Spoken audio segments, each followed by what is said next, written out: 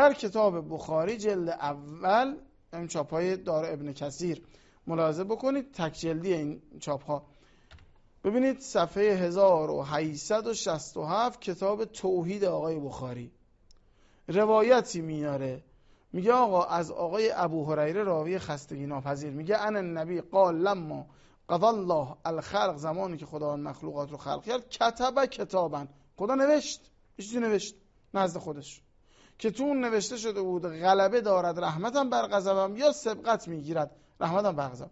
میگه این نوشتم پیش خداست.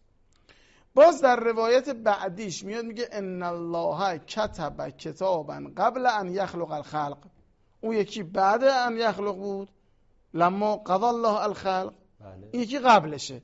معلوم خدا خلاصه همیشه می نوشته، قبل از که خلق بکنه این عبارت رو خدا نوشت، ان الله کتب کتابا. جالب اینجاست که در سنن ابن ماجه داره به یدهی، عبارتش اینه، من این عبارت رو جستجو بزنم خدمت بینندگان عزیزمون نمایش بدم، ربکم علی نفسهی به یدهی، اینجوری یادم هست حالا از مطالعات گذشته که داشتم در این مورد. بله ملاحظه، اولین مطلب سنن ابن ماجه آمد. الحمدلله میتونیم به خودمون اعتماد داشته باشیم که هنوز پیر نشدیم.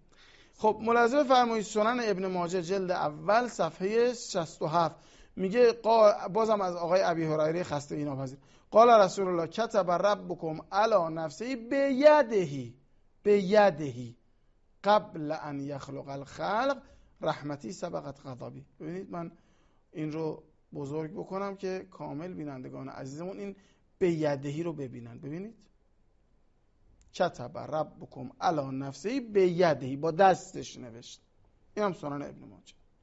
خب پس خدای صحیح بخاری قبل از خلقت می نویسد، بعد از خلقت هم می نویسد. آقای ابن ماجه هم میگه با چی می نویسه؟ با دستش می نویسه. حالا بریم ببینیم خدای تورات چه خداییه، آیا اونم مثل صحیح بخاریه؟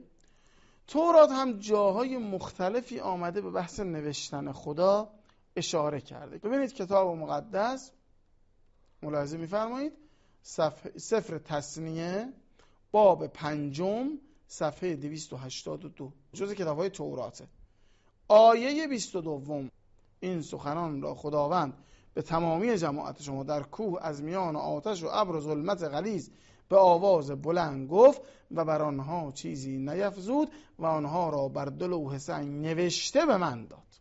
خدا می نویسه، خدای بخاری می نویسه، خدای تورات هم می نویسه.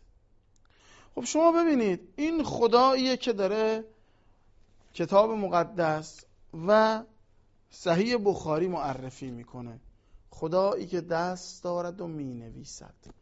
باز هم هفته ای گذشت و ما مشابهت دیگری رو بیان کردیم و دریغ از یک جواب از سوی این آقایون مدعی توحید